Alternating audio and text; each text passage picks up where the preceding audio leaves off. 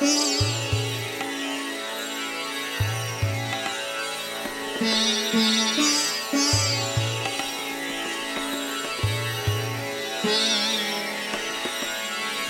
and welcome to Leadership as a Philosophy, Not a Checklist, video discussion 17. And this is the initial topic. It was going to be Women in Leadership TED Talks, but we're going to focus on Leslie Riley. Name is Stein in the video. Last name is Stein in the video. It's Leslie Riley now. So what I want to say is, as part of this, I did this on my production schedule a year and a half ago. I had plotted this out because we did the book, How Women Rise. And I thought, I see all these women in leadership TED Talks. Let's go and analyze those. And I'm not going to call out any specific ones, but I watched 12. And 12 in a row, I started to have this really uneasy feeling. And I had to go figure out what that was. What's the uneasy feeling? I mean, one of them even said, prepare to become uncomfortable. And what I finally figured out bothered me was the following thing. A bunch of them were put women in charge because men are terrible. Or, men aren't great, so we need women in charge. But that was the only justification. And so what bothered me is, just like the book, is there wasn't a higher standard to aim at. It was, this is bad, so we're going to do this. Not, therefore it will be better. So I'm going to show you an example of what I'm talking about, because it applies to leadership and it applies to life. So this is going to be the general example. So first of all, here you go over here. So let's say that this is the totality of all leadership behavior. Green is good, red is bad. Okay. And then this is the middle point. Okay, so fine. So let's say that there is some jerk that's in charge that happens to be male. Okay.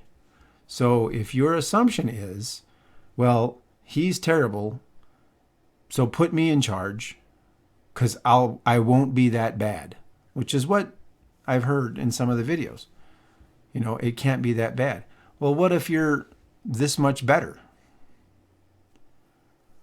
So that's not better. It's still bad. Right? It's like, you went from getting 10% on the test to 35% on the test. Well, you're still failing. Okay? And so what bothers me is a lot of the videos were arguing, just like the book, How Women Rise. So go watch that if you haven't seen it. Just like the book, they're arguing that this is how to get ahead in this messed up system with a bunch of bad leadership examples. And so there was no argument of, look, here's a standard to aim for. Here's something to emulate. Here's what we should be trying to do. And I'm going to show an example, because at no point in any of the discussions that you hear about leadership that's actually based on leadership, humility, integrity, empathy, vigilance, take care of your people, talent, nobody ever says that's gender specific. And so trying to say that there's some exception by gender causes problems. So if you say, here's our ideal to aim at, what happens if you miss that? Well, you miss, but you're still good. Hey, you didn't do quite as good as the ideal, but you're still in the good zone because we're aiming up. We're aiming for the better. And that's what should happen. So this is just a general thing for everybody. And I'm not denigrating, because all the women that were doing the videos were women that were in powerful positions. But if you go look at what we've talked about, they were in charge. They were not leaders, because they weren't talking about leadership. They were talking about, one of them said it was why are there so few women in CEO positions? And she says, I don't have the answer, but here's 3 good ideas, they were good ideas, but she wasn't talking about leadership. Okay. Now, I'm sure a big chunk of it is nobody's thinking of it this way. It's, what do I have to do to go through the system? So a couple quick thoughts. So being better than those guys is not an ideal goal. I'm not going to be that bad. Okay. And then this is the line, and I've heard it a bunch of times, and I said it in one of my other videos. I'm just going to repeat it here. Saying, I learn more from bad people in charge than from good ones is terrible. because I think the only people that learn in really bad leadership situations are the people that have leadership ability, that happen to not be leaders or in charge. And so they see it and go, man, I wouldn't do that. I wouldn't. All the rest of the people are just miserable. All the people that are in that organization where there's terrible leaders and, oh, hey, cool learning opportunity for you, but 150 of your employees are hate their lives and hate their job. That's not success. So this is an example of that. Let's put up good examples, because then you have an example to aspire to. Because just like I said, if you say, I'm not going to be that bad, there's this entire rectangle of bad that still exists that you can land in. You see what I mean? So just think about that. And then I'm going to go through a couple other things, and then we're going to get to the shining star in this whole thing. So Tao Te Ching. We talked about it all the way back in the philosophy, right? And the archetype. So the Tao Te Ching says the best ruler. It doesn't say the best male or female ruler. It says the best ruler is, one that is barely there. Second one is one that's loved and respected. Third is feared, and the fourth is despised. It doesn't say he or she. It says ruler. All right. So Army Field Manual 22-100, 83. I did that review too. It has a little chart, and I'm going to show that. It has power on one side and care on the other. It says, is this leader powerful? Do they care? Yes. Well, then they're great. If they're powerful and they don't care, then they're feared. If they're not powerful and they don't care, then they're despised. So it's almost like that person read the Tao Te Ching, and if you go look at the references at the end of that manual, they did not put the Tao Te Ching, but they almost quote 3 of him.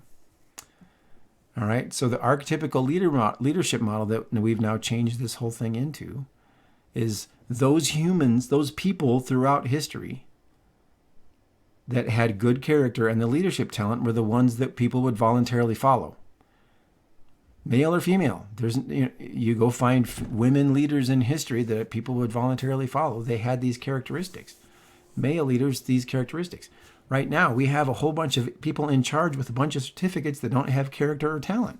Look at all the crime. Look at all the fraud. Look at how many people get away with doing terrible things. Okay? So here's a chart. So this is the Tao Te Ching. The first one, barely known, respected and trusted, was from the leadership manual. And then the archetypical leadership model is the character and the talent. It's the best quadrant, right? Loved and praised, tolerated, and character, no talent. So same idea, Tao Te Ching, 22-1, or the Army Field Manuals, and then the archetypical leadership model. Well, so what's nice about this? Well, this is here, and this is here. So this is still, you're not going to break stuff. Right? Loved and praised. Because how many people have you worked for in your life that you've gone, well, they were a good person. They were fine. They didn't abuse anybody. They were humble. Would you have gone to them if there was a crisis situation? No. Would you have gone to them because it's, no, I would have gone to that person. Well, the person that you would go to for the crisis, that's the leader. So being a good person is fine, but that still doesn't make you a leader. And then the other quadrant is feared. So this is from the Tao Te Ching leadership manual. So bad character and talent. And you've worked for this person too. You trust them to make sound decisions. They go out there and they set the example and do much other stuff, but they're a little corrupt. They don't have good integrity. They're not humble. They don't, they take credit for a bunch of stuff instead of passing it out. But they still have the talent to have creative solutions. Well, this is the person that we got to watch. This is the one we got to mentor. And then there's despised. So notice that feared and feared are the same from the Tao Te Ching, the leadership manual. Despised and despised are the same from the Tao Te Ching to the leadership manual. And then what do I have? I got my pictures blocking it. So this is no character or bad character or no talent is in the lower corner. Here, I'll move this so you can see that I'm not making stuff up. So what else does that do, right? Well, this is the Pareto distribution that we talked about. So here's 20% or 25% of people are in this quadrant, if that's what we want to say. So let's find these people and identify them and develop them. Don't put these people in charge of people. Just don't. The idea is to not be this. We know all of this. Why aren't we doing that? Okay, I babble. All right, so next we're going to go on, and I thought I was going to show clips, but it's better to just give the summary of the context. So finally, the 13th video that I watched, I was starting to get worried. It's like there has to be an example of a woman who's got leadership ability. Well, that happened. So this is Leslie Stein. Her name's Leslie Riley now. She did a TED Talk in 2015 for, I've got the thing at the end of it. Anyway, she got to do a TED Talk. And she starts off, first thing she says is, starts talking about the environment, starts talking about competencies. Well, in her talk, she starts telling stories. Each one of the stories reflects her character. And then she starts talking about the talent and then the environment and then making people competent in the environment in pursuit of a goal. So this video, it's 15, 18 minutes long, is the perfect encapsulation of everything that we've been talking about on how to identify somebody that's a leader. She embodies all that. So we're going to talk about this. We're not going to talk about those other videos because this is the example. This is the idea to emulate. This is what you should aim at. And she'll be the first. I actually reached out to her and got to talk to her for a couple minutes. And we may do something together in the future. I hope. It would be great. And she's the first to say she's not perfect. She's not this, but she certainly is a role model, right? And remember what we said about most great leaders? They don't walk around and say, well, copy me because I'm amazing. They just don't. So here we go. So humility. She meets her audience where they were. She talks about this consulting job that she was doing. She was teaching a class and she felt like everybody was still a little timid and acting a little scared and, nobody wanted to talk. And she talks a lot about environment and there being safe environments. And so she shows up in this with her, I guess the way she describes it is she had her business suit on over a Wonder Woman costume. And as she was starting the intro for their facilitation final exam or whatever you want to call it, she starts taking off her suit. So she's got the Wonder Woman thing and she's like, you need to be a superhero. And everybody's laughing and taking pictures. So what did she do? She went to the audience because a leader, you got to meet people where they are, take them to the goal. So then she said that it was the best facilitation session and everything because she led them, right? She went there and led them to that situation. All right, integrity. So a couple pieces of integrity. One, she was a senior junior. She was a captain in the Army, and she was getting ready to get out. She was working in a personnel detachment or personnel as a personnel officer. And her boss walks in, who's a colonel, and asks her a question and says, I've got this big, you've all seen that. I've got big plans. And she said she just had this little thing in the back of her mind that snapped. And she said, no, this is wrong. This isn't the right person. Here's this and here's this. And you should fix all of that. So that's integrity. Now, this is the way she talks about it now, but she also had examples of poor leadership in the past, and she was following that poor leadership because she assumed that was correct. Not her fault. All right, empathy. So she had a soldier that worked for her when she was brand new in the Army, and he had a death in the family, and she went to tell, and she was kind of trying to figure out how to put herself in that person's shoes, how to go through how to break the news to him. And then her platoon sergeant just kind of dropped the hammer and was really rude about it. She didn't like that at all. Made her feel terrible. Right? So once again, empathy. So here we are. What's next? Vigilance. All right. So when she became a personnel officer in her organization, she decided that she wasn't going to copy that bad behavior and all the bad examples she'd seen in the past. And she had now her chance to do what she was going to do because she was planning on getting out of the Army. Well, what does that tell you? That means that the environment was toxic. But now that she realized there was no repercussions, then she could be herself? Makes me mad that the Army's like that now. So she had her office with a bunch of cool decorations and a bunch of neat stuff and teapots and all this sort of stuff. And she refused to let anything happen like she had done as a lieutenant or anything that had happened to her when she was brand new in the Army. And she says that. I was not going to let that happen. Well, that's vigilance. So there you go. There's the 4 essential characteristics. And she just talked about all of them. I'm telling the story this way because this grouping them together to make it flow was difficult. So I would rather talk about it. Go watch the video. All right, and then the talent. So she works as a facilitator and a trainer, always talks about the environment, tries to bring out the best in the participants.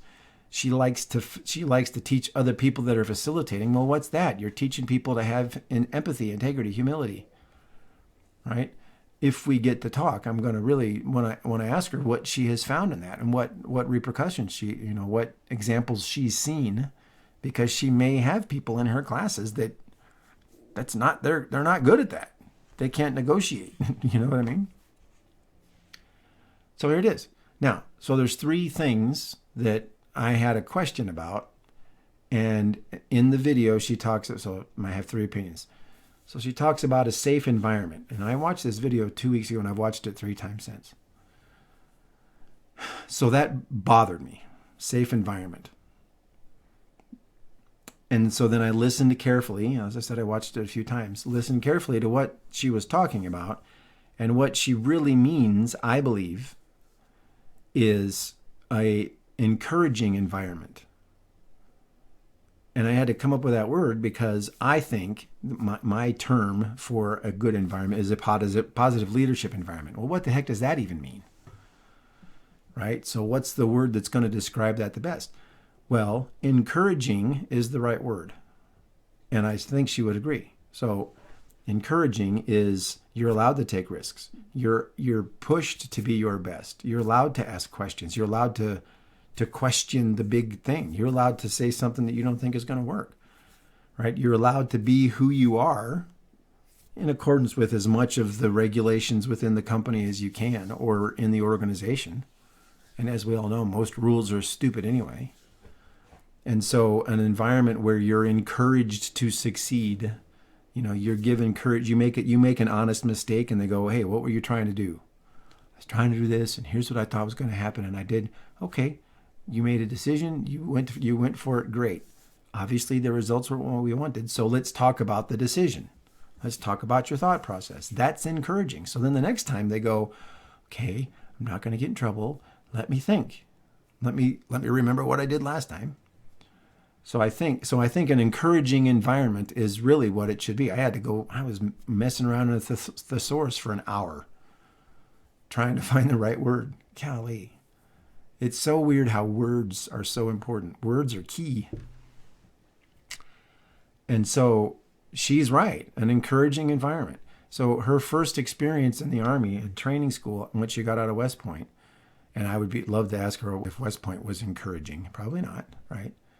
Is she was told that she was going to be a liability because she had some problems taking some of her training, and she was at the risk of being kicked out.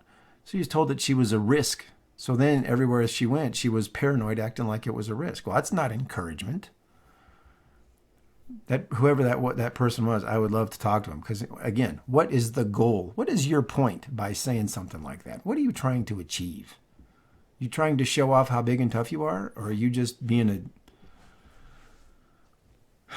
all the curse words? Okay, so next, she talks about compassion when dealing with people in distress and people that are going through things. And again, I really think she means empathy.